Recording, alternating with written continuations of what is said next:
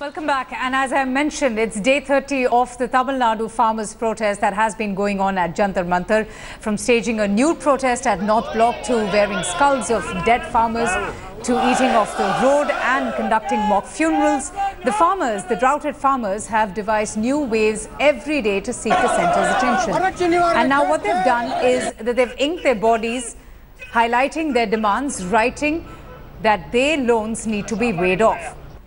The farmers have been protesting at Delhi's Jantar Mantar. They have been demanding a loan waiver and also a relief package of 40,000 crore rupees. Over the last month, the farmers have used various unique ways to draw the centre's attention to their plight.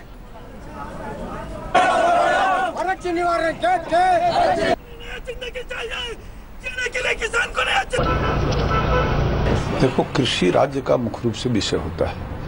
मैं सभी राज्यों को सलाह देता हूं कि जिस प्रकार से उत्तर प्रदेश की सरकार ने किसानों की सहायता शुरू की है, उस प्रकार से वो शुरू करे और मेरी ओर से हर प्रकार की संभव सहायता उन्हें मिलेगा।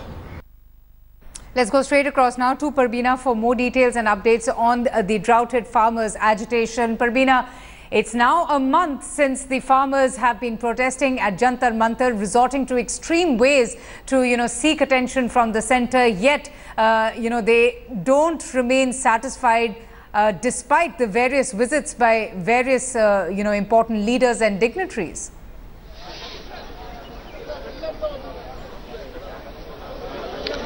Oh, well, absolutely, Avantika. Today is the 30th day and it's not been easy. We have seen a lot of activities, lots of leaders across the parties making a beeline here, met them. But did something change? That's the question. After completing a month, nothing really changed, and that's the answer. But I'll show you the visuals, what you see on the 30th day, like how they have inked, they have written in their body as to what their demands today. And you have seen that every day they have done something new, and today is that don't kill the farmers, waive off their loans, relook at the package, and these these are the kind of things which are written in their body in Tamil and English here by different farmers. They've written in their body so that they can gain Prime Minister's attention. But will they get is the bigger question. What we have seen from this morning is that we have seen Congress, Tamil Nadu Congress former president has made his visit here, who has said that how can the Prime Minister give a stepmotherly attitude towards these farmers, and if Uttar Pradesh could be considered, why not Tamil Nadu?